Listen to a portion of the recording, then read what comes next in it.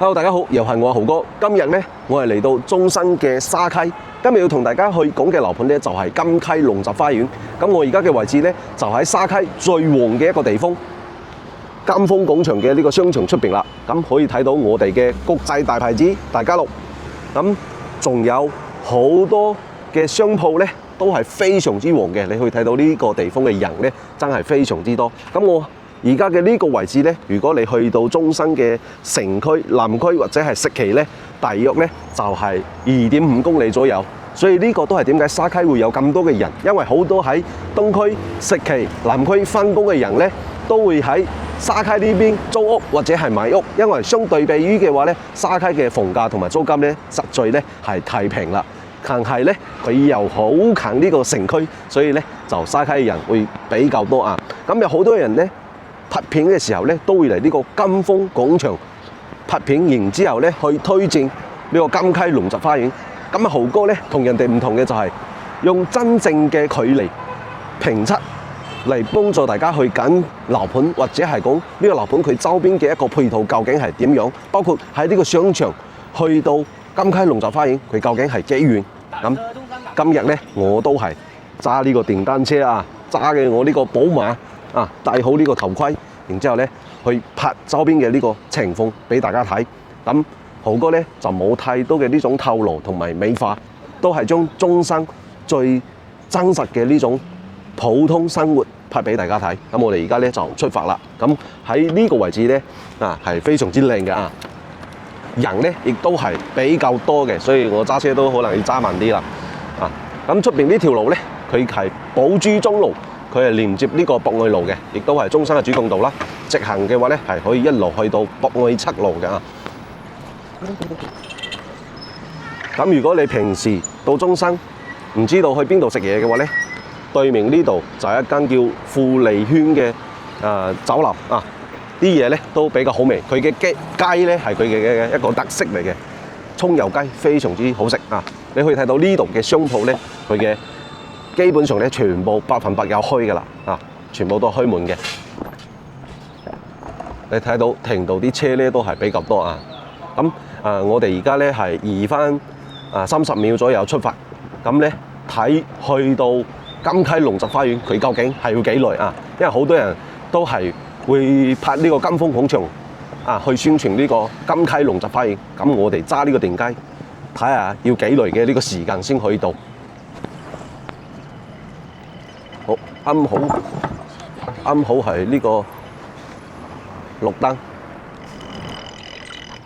你可以睇到啊，呢啲屋啊，佢嘅入住率係非常之高嘅。呢一圍嘅嗰啲馬路咧又闊又大又深啦。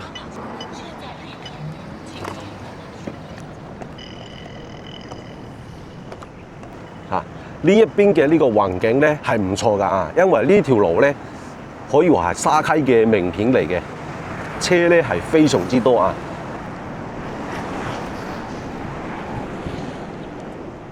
好啦，我嚟到呢個位置啊，大家會發覺咧，你睇到啊，同大家講點解住喺沙區唔適合我哋好多嘅香港人，特別係老人家。你睇到呢啲地方咧，全部劃咗停車位。咁咧，我啱啱咧係喺呢個人行道嘅，有人行道嘅。咁包括有呢個飛機即係電單車嘅呢個路咧，都係有嘅。你到咗呢度咧就冇啦。咁我哋喺呢個馬路，我哋又過唔到，只可以逆行，或者你行路咧，只可以行啲上邊。但係呢個級咧又比較高，係咪？所以呢個咧就係沙溪同埋城區嘅區別。佢嘅好多呢種地方咧，全部劃咗呢個停車位嘅。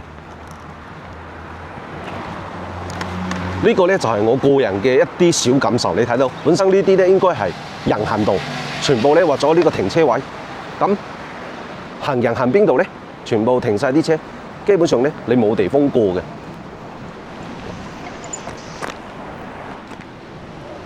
特別嘅咧係我哋揸呢種電單車嘅，你行下行下你就需要逆行啦，係咪？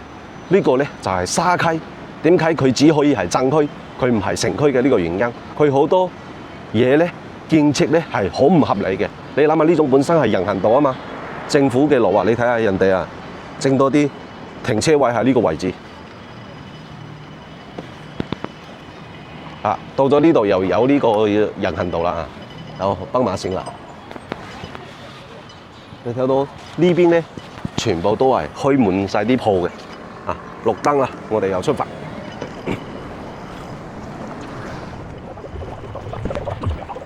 你睇到咧，如果係啲腿腳唔方便嘅，例如話你係坐輪椅嘅嗰啲咧，真係你出嚟行喺沙溪出嚟行街咧，真係好鬼唔方便嘅。你睇到，我覺得咧佢啲設計真係非常之唔合理。到咗呢度咧，就有好多嘅呢種做倉庫嘅啊，你睇到有啲食店啦。其實沙溪咧，你食宵夜咧係最多選擇嘅，比小欖啊，比好多嘅地方都要多，因為呢度嘅人好多啊，真係好多，返工嘅人都多啦，工廠都多啊。你睇到行到呢度咧，又冇地方行啦。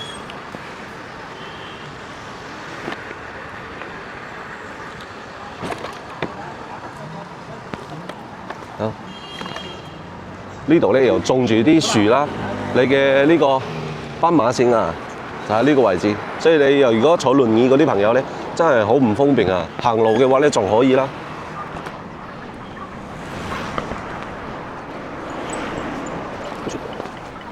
到咗呢個位置冇人行道啦，只可以過對面啦。越往西邊呢個方向咧，佢嘅一個工廠啊就越多啦，佢啲道路咧就越窄啦。大家唔知大家有冇呢種感覺啊？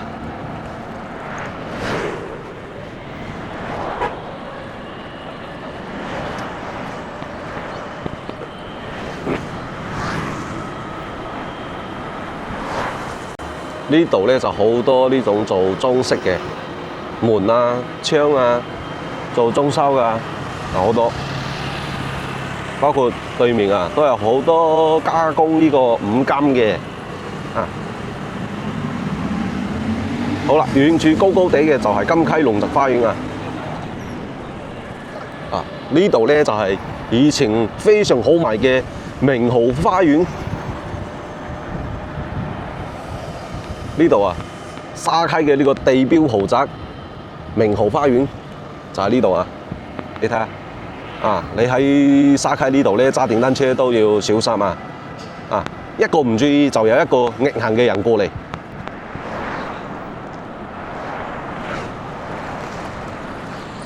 呢邊咧就係沙溪嘅政府，呢兩邊咧好多都係沙溪嘅嗰啲公務，即係政府嘅辦公單位。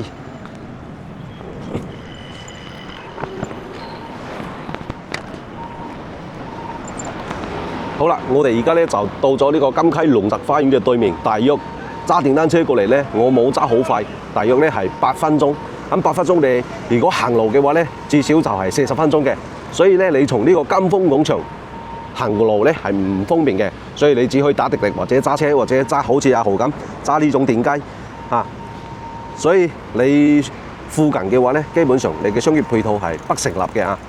你仲可以睇到咧呢啲人行道全部停滿晒啲車嘅。當然啦，唔單單沙溪有呢個問題，中山好多地方都有呢種問題。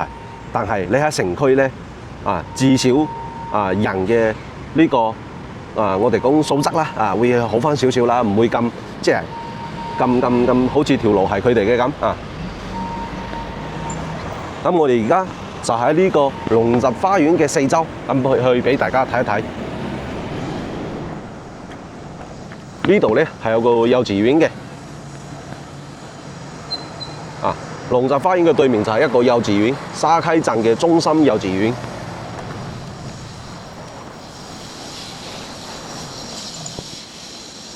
呢入邊咧就有啲工廠。呢度咧就係龍澤花園嘅小區正大門嚟嘅對面。咁對面呢度咧係政務服務中心。政務服務中心咧就係辦理嗰啲居住證呢個戶口身份證護照就過嚟呢度辦就得啦。呢度就係呢一個位置其實咩都喺呢度辦理就得啦，就集中喺呢個位置。沙溪嘅就集中喺呢個位置。我哋去前邊過馬路就係拍一拍呢個龍澤花園附近俾大家睇。你去到太遠咧都冇咩作用啊。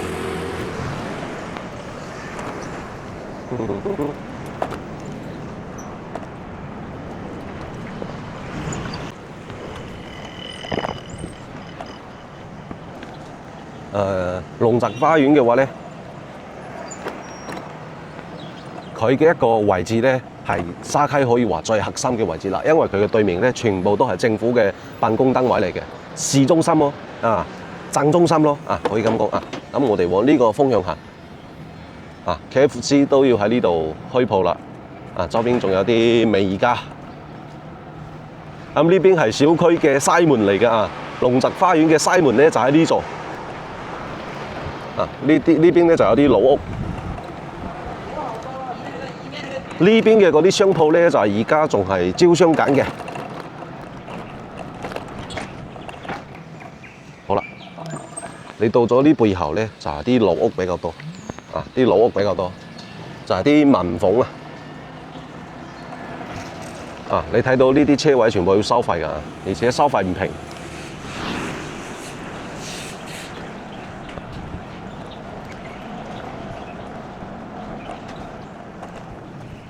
佢小區嘅北面嘅環境咧就差唔多係呢種再往入邊去咧就全部大多數都係服裝廠嚟嘅，因為沙溪咧就係做呢個服裝咧係最出名嘅，係最出名嘅。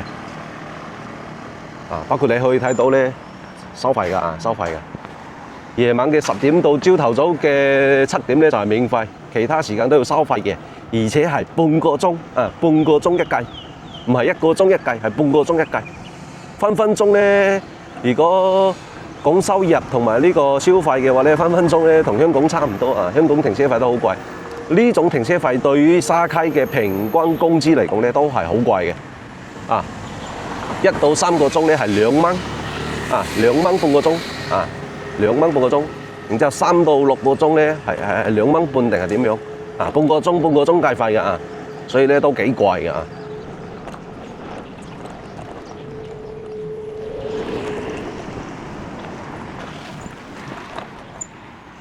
喺龍澤花園嘅北面南面咧，就有好多嘅呢種電塔佢隔離咧仲有一個南方電網嘅營業廳佢呢座咧係龍澤花園嘅嗰個公共配套，佢話後期有呢個市場喺呢個位置，但係而家咧就係仲未開嘅。北面咧呢啲停車位咧全部要收費㗎唔係唔收費嘅，只不過佢冇嗰個欄杆圍住，佢全部咧係會有專門嘅人咧到呢度收費嘅。喺呢度俾大家睇下呢度嘅一個收費啦。唔知嘅話咧，大家以為我亂俾大家睇下呢個收費係收幾多錢？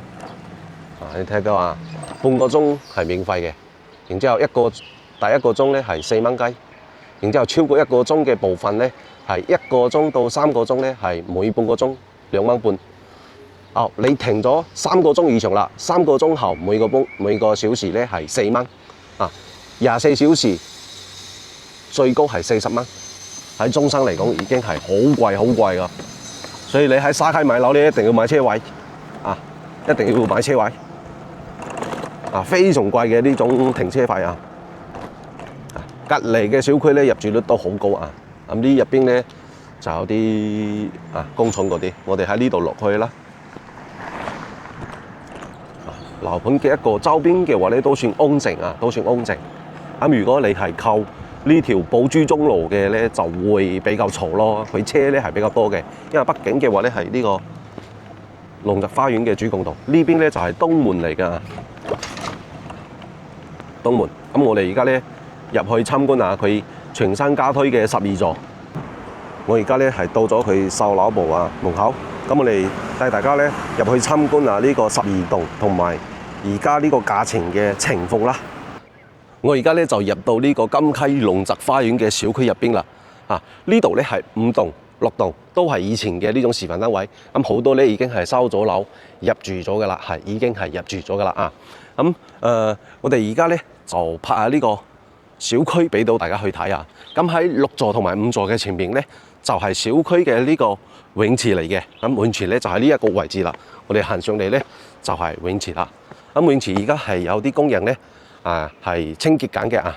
有一個大人嘅池啦，有一個小朋友嘅啦，兩個泳池啊。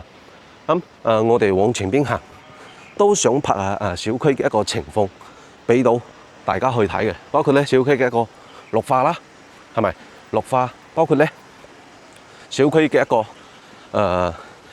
清潔啦，係咪？總體嚟講咧，佢嘅一個清潔目前嚟講咧係做得算唔錯嘅。咁呢度咧係有啲呢個應該係羽毛球場，但係咧佢嘅嗰個設備咧冇咗，唔知點解。咁呢邊係有個垃圾嘅垃圾分類啦。你抌垃圾咧抌到呢個位置啦。呢度咧係4座啊。咁好似好多人都係有封咗窗嘅啊。呢度咧就係小區嘅正大門北門。中間呢度咧係有個草坪嘅，係有個草坪嘅。好多收咗樓咧就係入住咗嘅，證明呢個小區咧佢嘅一個入住率係唔錯嘅啊。呢邊係3座，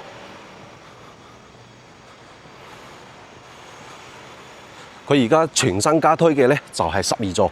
咁我哋行到12座啦。呢邊咧係一個兒童活動區，就喺呢一個位置。老人家活動嘅地方啦，小朋友玩嘅地方啦。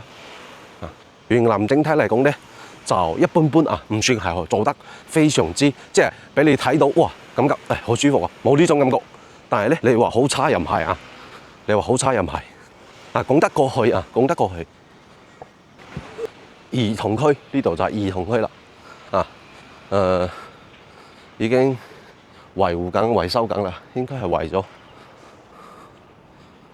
我哋行到呢個12座啊，點解我會咁樣去拍片呢？因為我想俾大家睇到，即係一個樓盤最真實嘅情況啦。我哋平時生活嘅一個情況啦，就係咁樣噶啦。冇好靚嘅示範單位，亦都冇好靚嘅呢種待遇啊！以後你收咗樓啊、買咗樓啊，冇人接送你噶啦，你就係要自己坐車翻嚟噶啦，係咪？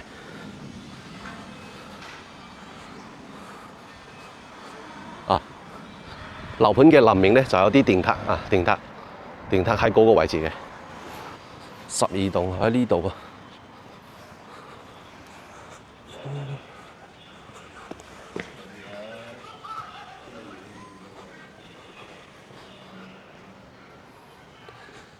呢度係1樓嘅大堂啊，佢11棟、12棟兩棟咧係黐住嘅，咁2個電梯啦。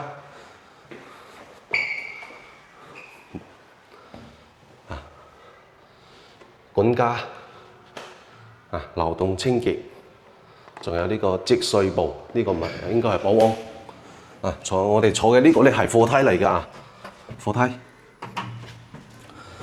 梯嘅話咧，佢就有呢種防護嘅木板。後期咧全部收咗樓，搬晒啲電器家電嗰啲咧就會拆咗佢。一般咧係唔會拆，因為你唔知道邊個仲買咗家電，邊個仲未買家電。所以一般貨梯嘅話咧就會做成咁，要喺好耐之後咧先會改變。呢個電梯咧都好快啊！而家已經上到差唔多20樓啦。我哋要上到28樓，佢最高咧係29樓嘅。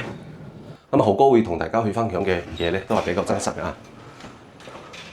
出嚟呢邊，哇鎖咗門喎。咁我哋上一層啦，29樓。咁我哋而家咧就上到呢個龍澤花園嘅29樓9樓標準單位啊。咁呢邊咧係95平方嘅南北通透。咁呢邊咧係117平方，前邊咧就係100平方嘅。咁我哋首先先睇下呢一邊嘅95單邊位。咁入到大門入邊咧就係一個入戶花園嘅呢個位置。咁呢個咧就係消防門嚟嘅啊。呢個係消防門，唔可以鎖嘅。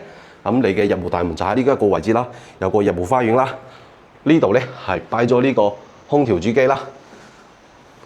咁呢個單位佢係南北通透嘅啊，南北通透嘅。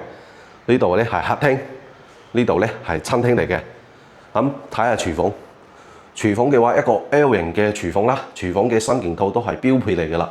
咁呢度咧有個雪櫃嘅位置，呢個雪櫃咧係比較細嘅啊，擺唔到嗰種大嘅雙開。呢度係生活露台，熱水爐啊、洗衣機啊擺喺呢個位置，落水口。咁你可以睇到呢度嘅一個視野真係非常開闊嘅啊！你睇到成個沙溪基本上俾你望晒啦。你可以睇到附近咧係有好多嘅呢種工廠啦，鐵皮房啦，大多數都係工廠咯。因為沙區本身咧就係一個工業重鎮嚟嘅，佢嘅一個服裝加工廠咧係非常之出名嘅，幫助嗰啲唔理係呢個國際嘅牌子啊，定係國內嘅牌子，好多知名嘅牌子咧都喺沙溪有呢種加工合作嘅加工廠嘅所以沙溪嘅呢種服裝行業咧係沙溪嘅支柱性產業嚟嘅啊。咁我哋講翻屋先啊，呢邊正露台咧，佢就係朝北嘅啊，朝北嘅，相對嚟講咧樓距咧係唔舒服嘅，麻麻地啦只可以咁講。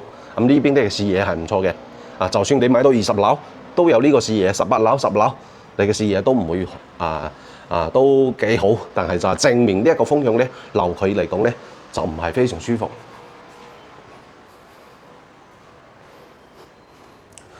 呢邊係廁所嚟㗎，做咗公室分離啦，有個飄窗。咁鏡櫃嘅話咧，只做咗一面嘅。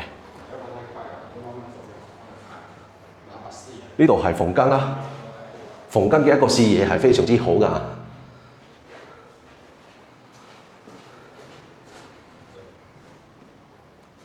呢度係朝北嘅，呢間房視野比較差。主人屋同埋廁所一個空間。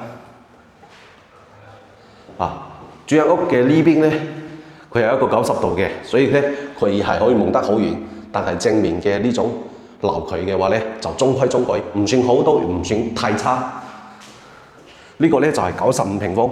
再睇下呢邊100平方嘅，咁點解100平方佢平咧？第一，佢唔係單邊位啦，係咪？第二嘅話咧，佢唔係南北通透啦。呢度入門，呢度有個鞋櫃嘅位置啦。餐廳、客廳，呢邊係廚房。佢廚房嘅話咧，會比95嘅會大好多，比95嘅大好多。但係咧，單開嘅雪櫃位，而呢度咧係有個生活露台嘅，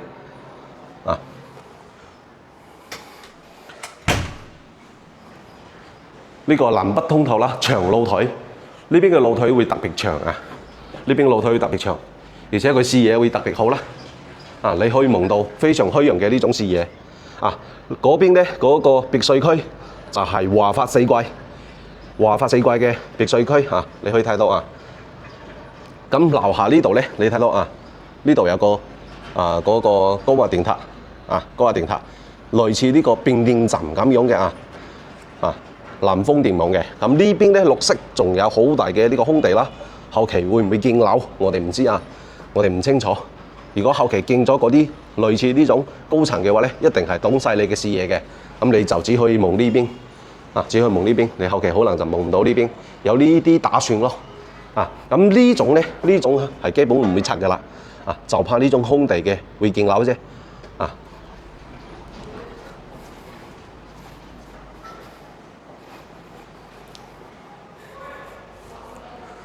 呢度係廁所嚟㗎。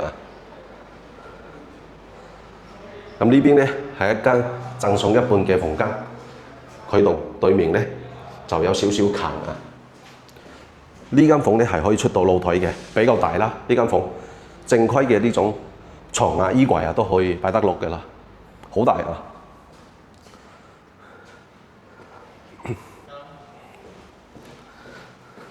呢度係主人屋嘅一個視野視野而家嚟講咧係非常之好嘅，仲可以望到城區。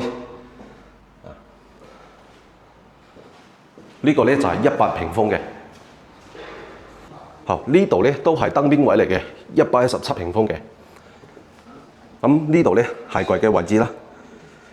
呢度係有間房嘅，呢間房咧就比較細呢間房可以作為一個茶室啦嚟用，仲可以通到露台嘅。咁呢度燈位同樣係南北通透嘅。南北通透長露台咯。佢嘅一個廚房咧就會比95會大好多。交流標準都係一樣嘅啊。呢邊就係朝南。從對面咧，雖然有少少近，但係人哋你喺呢度食飯咧，人哋係望唔到你嘅。客廳主露台咧，同樣係朝北嘅啊，同樣係朝北嘅。咁望去呢邊嘅一個視野咧，我覺得成個感覺嚟講咧，會比呢個95嘅會好翻啲。呢個單位佢露台咧都好長㗎啦，露台好夠用啊，117平方。你睇到呢啲風管機都做咗㗎啦。呢度第一間房啦，呢度廁所公區洗手間冇飄窗嘅。呢度第二間房啦，主人屋啦。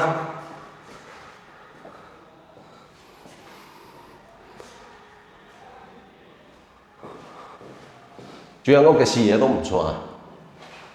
咁呢個咧就係龍澤花園117平方嘅3+1房，南北通透2個洗手間。